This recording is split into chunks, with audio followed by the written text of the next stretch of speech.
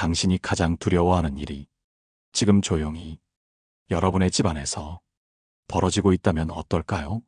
오랜 세월 함께 살아온 배우자가 눈빛이 달라졌고 말수가 줄었으며 늦는 날이 많아지고 핸드폰은 얼굴보다 더 자주 들여다본다면 그 조용한 변화 속에서 여러분은 무엇을 느끼셨습니까?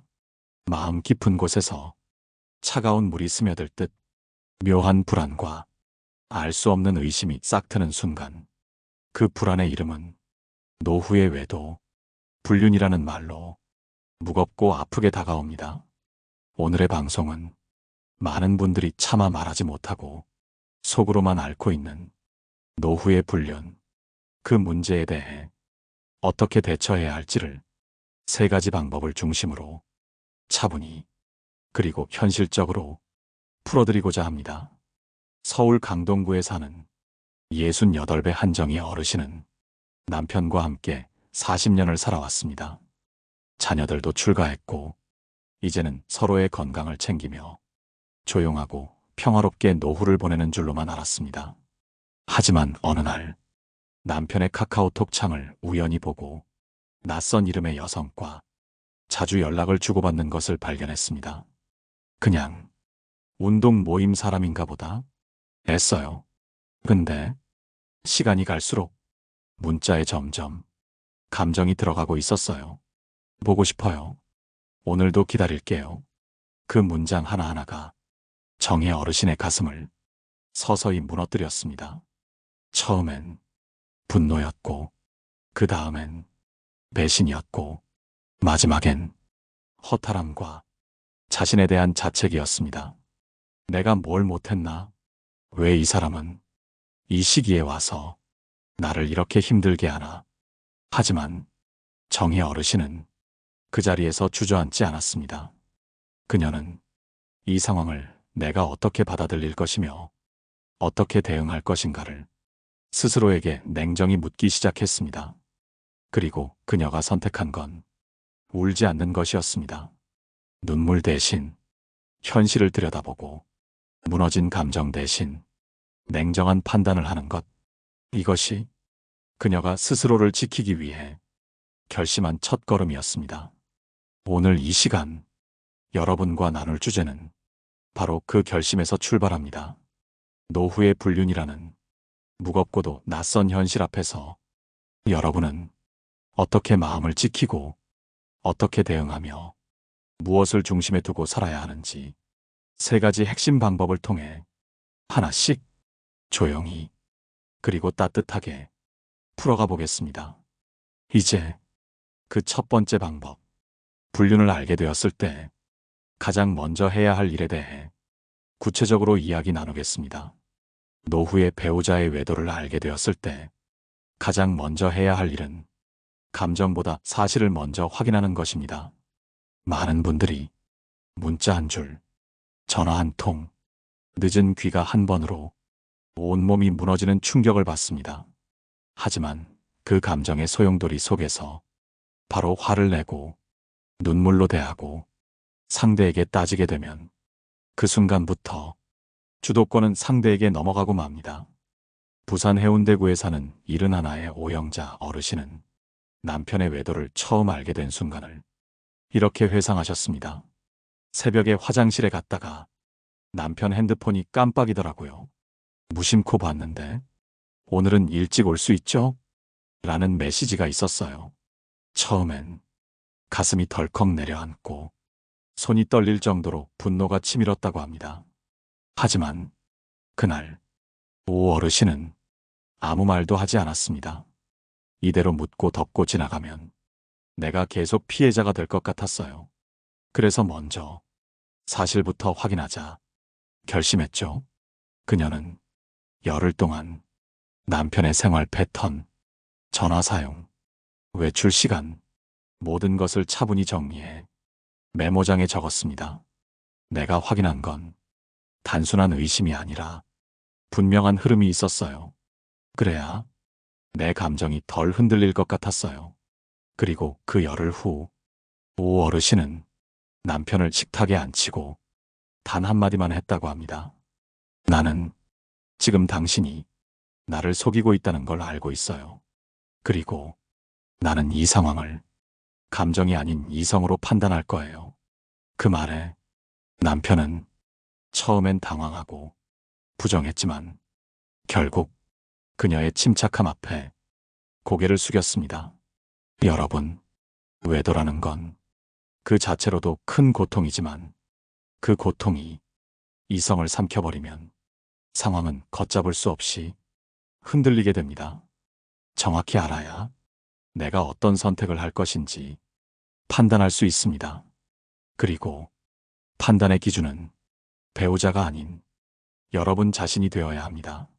내가 이 관계에서 계속 함께 할지, 거리를 둘지, 혹은 감정을 내려놓을지, 이 모든 결정은 냉정하게 확보한 사실 위에서 시작되어야만 여러분을 지켜줄 수 있습니다. 많은 분들이 묻습니다. 어떻게 그렇게 침착할 수 있나요? 그건 침착함이 아니라 스스로를 지키기 위한 준비된 마음이기 때문입니다. 여러분도 지금 만약 비슷한 상황에 있다면 감정보다 먼저 사실을 정리해 보세요.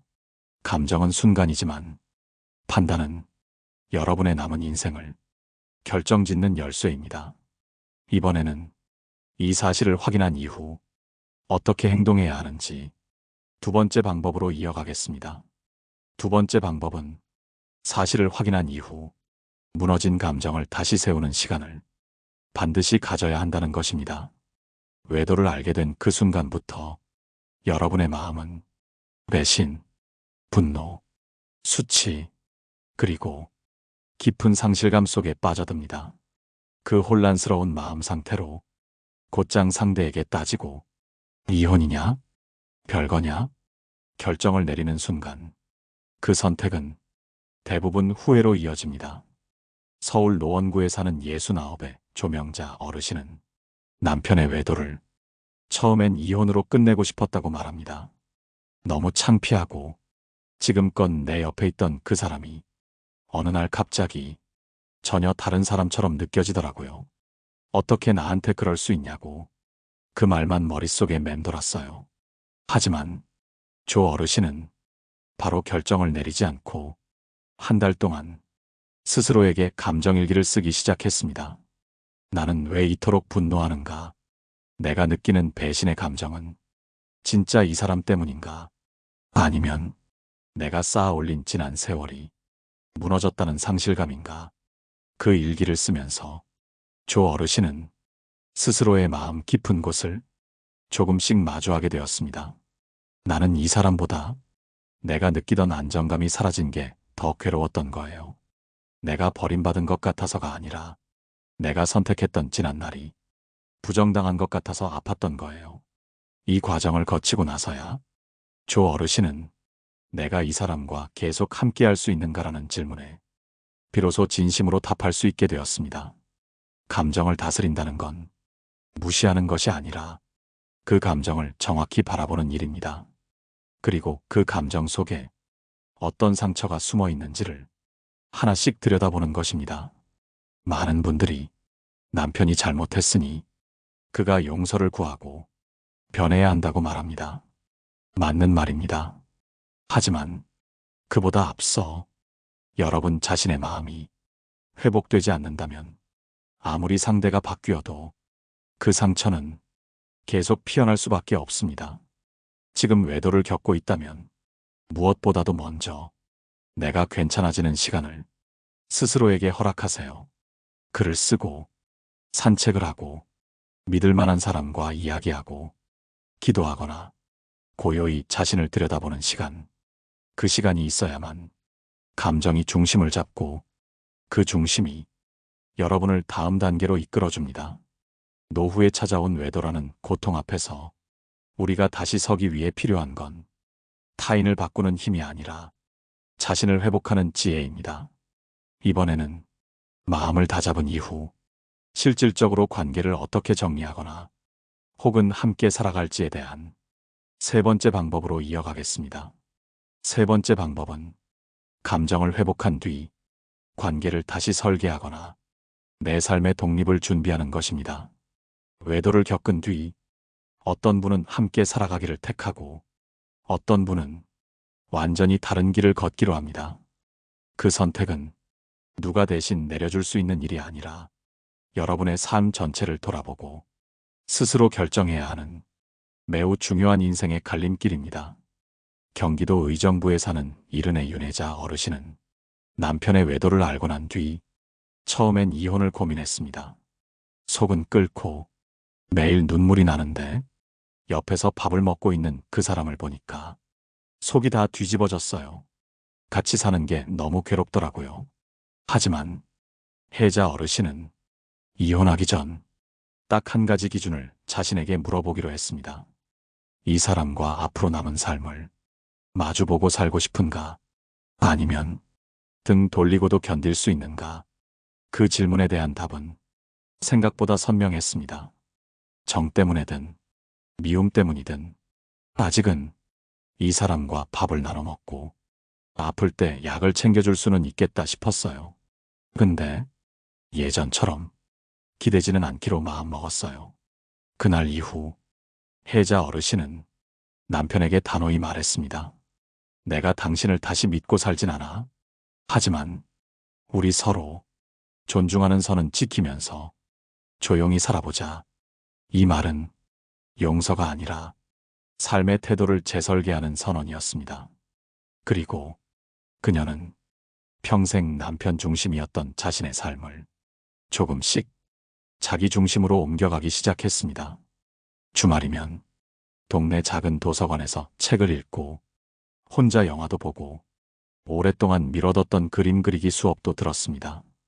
나를 배신한 사람이 옆에 있어도 나는 나를 다시 사랑해보기로 했어요. 그 말에 저는 깊이 고개를 끄덕였습니다. 여러분, 배우자의 불륜을 겪은 뒤 다시 같이 살아간다는 건 예전으로 돌아가는 것이 아니라 새로운 기준을 만드는 일입니다. 그 기준이 존중이라면 함께 살 수 있습니다. 그 기준이 나만의 삶이라면 각자의 인생을 사는 길도 충분히 가능합니다. 이혼이 정답도 아니고 참는 것이 미덕도 아닙니다. 중요한 건 내가 더 이상 상처 속에 갇혀 있지 않고 내 인생을 나의 선택으로 살아갈 수 있도록 기준을 세우는 것입니다. 철학자 에리히 프롬은 이렇게 말했습니다. 사랑은 감정이 아니라 결정이며 책임이다. 여러분이 이제부터 다시 시작해야 하는 사랑은 배우자가 아니라 나 자신입니다. 그 사랑을 위해 용기를 내고 선택하고 움직여야 합니다. 이제까지 3가지 방법을 통해 노후의 외도를 대처하는 길을 이야기해드렸습니다. 감정을 회복하고 관계를 재설계한 뒤에도 여러분이 홀로 이 길을 걷는 것은 아닙니다. 노후의 불륜을 대처하는 데 있어 가장 강력한 지원군은 바로 지지해주는 사람들과의 연결입니다. 첫째로, 친구와 동료의 지지를 받으세요. 여러분과 같은 경험을 나눈 이들과의 만남은 상대의 외도라는 고통을 홀로 견디지 않도록 도와줍니다. 서울 서초구에 사는 72의 김은영 어르신은 남편의 외도 후 한동안 어두운 집안에만 머물렀습니다. 이야기할 곳도 들어줄 친구도 없었어요. 나만 이런 일을 겪는 것 같아서 더 외로웠죠. 그러다 동네 복지관에서 열린 중년 위기 극복 모임을 찾았고 거기서 비슷한 경험을 한 5명의 어르신과 마음 터놓고 이야기하며 조금씩 숨을 돌리셨습니다.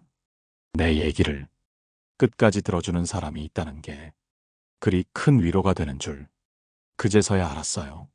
둘째로, 전문가의 도움을 받으세요. 심리 상담사나 부부 상담 전문의를 찾는 것은 결코 부끄러운 일이 아닙니다. 경기도 용인에 사는 74의 박선자 어르신은 자녀들에게 남편 이야기를 꺼내기 민망해 침묵으로 버티다 가슴앓이만 깊어졌습니다. 그러다 용기를 내어 부부 상담센터를 찾아갔고 상담사와의 몇 차례 대화는 오 어르신에게 자신의 감정을 객관적으로 바라보고 실질적인 대화 기술을 배우는 계기가 되었다고 합니다. 전에는 남편에게 무작정 화만 내고 대화는커녕 서로 등 돌렸는데 이제는 서로의 입장과 감정을 조용히 나눌 수 있게 되었어요. 셋째로 자기 돌봄 루틴을 만들어 보세요. 일기 쓰기, 산책, 가벼운 운동, 명상 등 스스로의 마음과 몸을 돌보는 작은 습관들이 회복의 토대가 됩니다. 인천 부평구에 사는 78배 이영순 어르신은 외도 사실을 알게 된 후 가벼운 산책조차 벅차다고 느꼈지만 매일 동네 공원 10분 걷기를 시작했습니다. 걸으면서 눈물을 흘린 날도 있었고 가끔은 새소리에 웃음이 나기도 했어요. 그 작은 걸음이 나를 조금씩 살아있게 했습니다. 이처럼 여러분이 스스로를 돌보는 시간은 그 자체로 가장 강력한 대처 힘이 됩니다. 지지망을 확장하고 전문가의 도움을 받으며 자기 돌봄을 실천할 때 노후의 불륜이라는 위기 앞에서도 여러분은 이겨낼 수 있습니다. 철학자 니체는 말했습니다. 고통은 수레바퀴처럼 계속 굴러가지만 우리가 그 위에 올라타면 우리는 강해진다. 여러분도 이제 그 수레바퀴 위에 올라타 스스로를 세우는 여정을 시작하시길 바랍니다. 이번에는 마지막으로 오늘 나눈 3가지 핵심 방법을 따뜻하게 정리하며 이 방송을 마무리하겠습니다. 오늘 우리는 노후의 불륜이라는 감히 말하기 어려운 그러나 결코 외면할 수 없는 현실적인 문제 앞에서 3가지 대처 방법을 나누었습니다. 첫째, 감정보다 먼저 사실을 정확히 확인하라는 것이었습니다. 의심이 들 때 감정으로 흔들리기보다 사실을 메모하고 상황을 차분히 정리해보는 것, 그 자세만으로도 여러분은 이 상황의 중심을 다시 붙잡을 수 있습니다. 둘째, 사실을 확인한 이후에는 내 감정을 회복하는 시간을 반드시 가지라는 것입니다. 상대가 어떻게 했는가 보다 내가 지금 어떤 감정 속에 있는지 그 감정의 이름을 붙이고 왜 아픈지를 들여다보는 시간, 그 시간이 지나야만 우리는 다음 선택을 후회 없이 내릴 수 있습니다.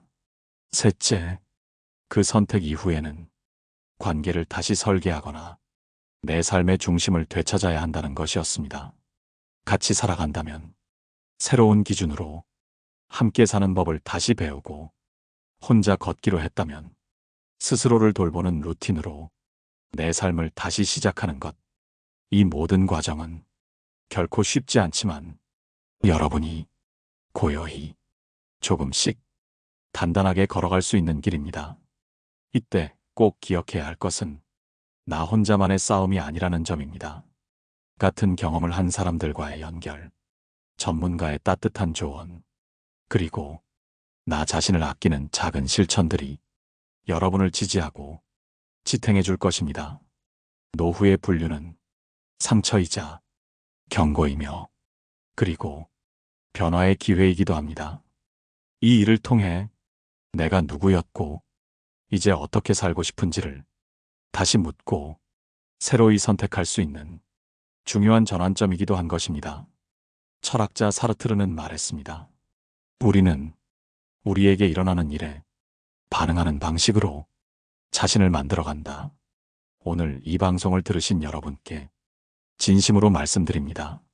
지금 무너진 자리에서 다시 일어서는 그 용기, 바로 그 용기가 여러분을 더 단단한 삶으로 이끌 것입니다.